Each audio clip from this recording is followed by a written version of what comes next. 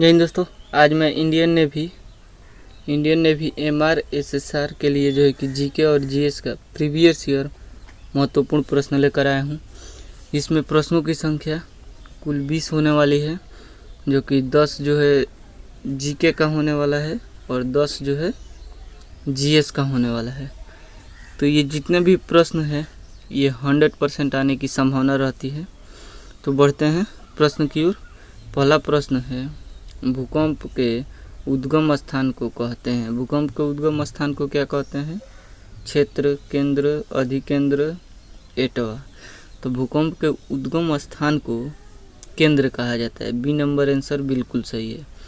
भूकंप के उद्गम स्थान को केंद्र कहा जाता है। बढ़ते हैं अगले क्वेश्चन की ओर।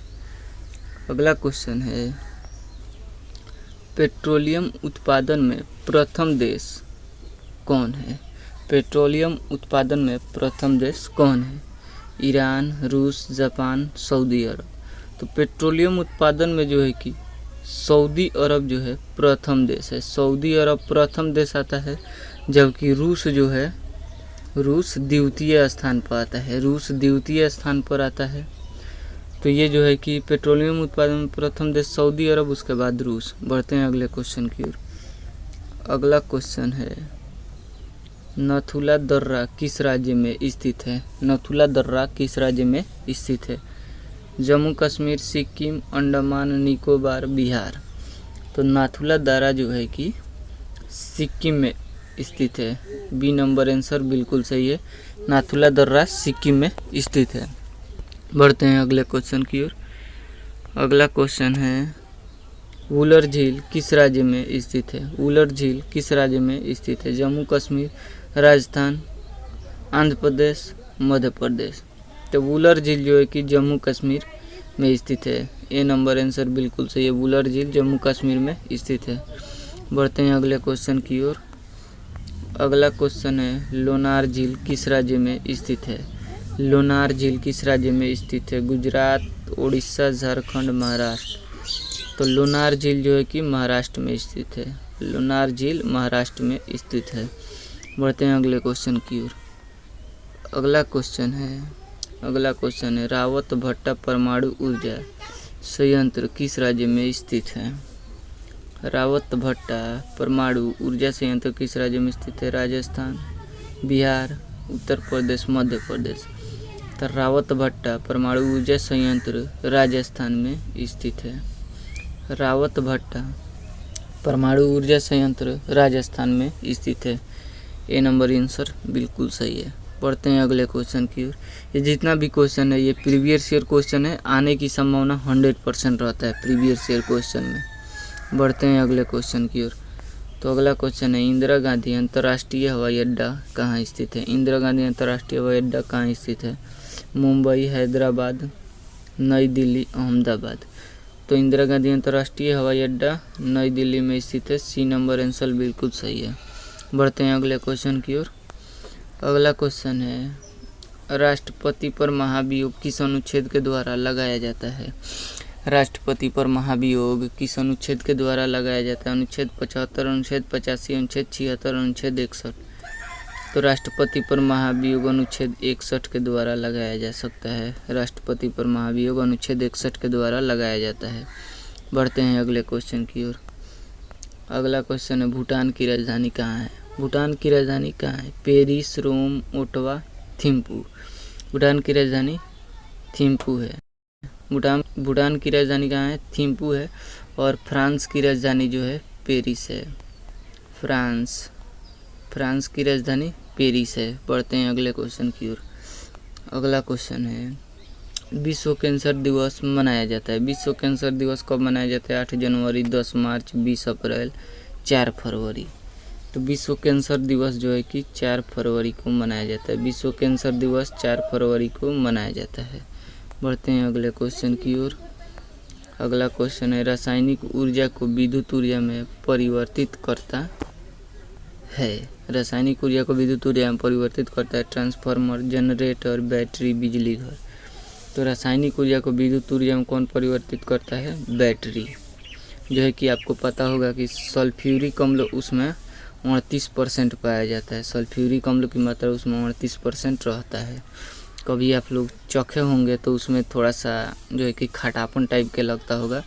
पहले हम लोग बैटरी वैटरी लेकर आते थे, तार और छील कर वहाँ पे लगाते थे, फिर वहाँ से उठाते थे तो खटरूस टाइप का लगता था।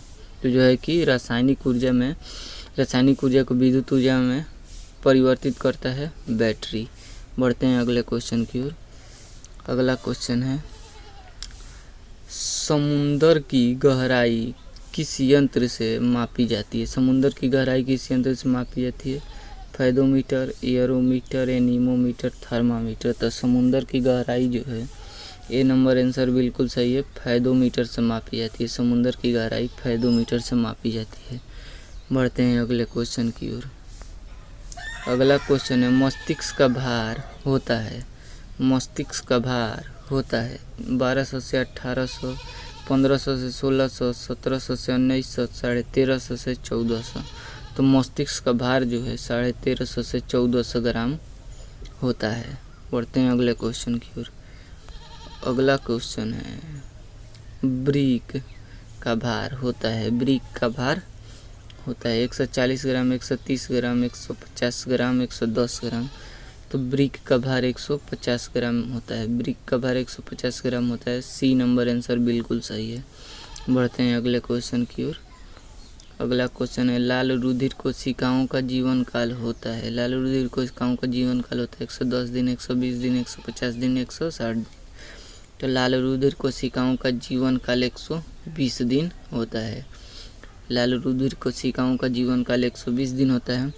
जबकि श्वेत रुधिर कोशिकाओं का जीवन काल जो है कि 2 से 4 दिन होता है। श्वेत रुधिर कोशिकाओं का जीवन काल, जिसे वाइट ब्लड सेल कहा जाता है। बढ़ते हैं अगले क्वेश्चन की ओर।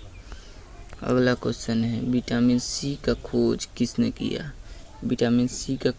किया? होलकट, मैकुलन, हॉपकिंस। तो विटामिन सी का खोज जो है कि होलकट ने किया। विटामिन सी का खोज किसने किया? तो होलकट ने किया। बढ़ते हैं अगले क्वेश्चन की ओर। अगला क्वेश्चन है, मानव शरीर का तापमान सेल्सियस में होता है। जैसे फ़ारेनहाइट में आपको हो जाएगा 98.4 डिग्री फ़ारेनहाइट। ठीक उसी प्रकार जो है कि सेल्सियस में ये कितना होता है? तो सेल्सियस में 37 डिग्री सेल्सियस होता है। जो है कि डिग्री यहाँ पे नहीं हो पा रहा था, जो कि एडिटिंग करते समय, तो जो है कि सेल्सियस केवल सी देकर छोड़ दिया गया है। मानव शरीर का तापमान जो है कि 37 डिग्री सेल्सियस होता है सेल्सियस में। बढ़ते हैं अगले क्वेश्चन की ओर। अगला क्वेश्चन है, आयुर्वेदिक चिकित्सक यहाँ पे होना चाहिए आयुर्वेदिक चिकित्सा का जनक कहा जाता है। महर्षि ऋषि, वाल्मीकि, चाणक्य, चरक ऋषि। तो जो है कि आयुर्वेदिक चिकित्सा के जनक चरक ऋषि को कहा जाता है। बढ़ते हैं अगले क्वेश्चन की ओर। अगला क्वेश्चन है, फूल गोभी में ब्राउनिंग रोग किसके कमी के कारण होता है? बोरान, मैग्नीशियम, लोहा, कैल्शियम। तो फूल गोभी में ब्राउनिंग रोग बोरान की कमी के कारण होता है। ए नंबर आंसर बिल्कुल सही है। फूल गोभी में ब्राउनिंग रोग बोरान की कमी से होता है। बढ़ते हैं अगले क्वेश्चन की ओर। अगला क्वेश्चन है, लास्ट क्वेश्चन है जीएस का। विटामिन ई की कमी से कौन सा रोग होता है? हड्डी कमज़ोर होना, नपुंसकता, बंझापन, बी और सी। तो विटामिन ई की कमी से बी और सी हो जाएगा नपुंसकता, और उसे आसान भाषा में बंझापन कहा जाता है।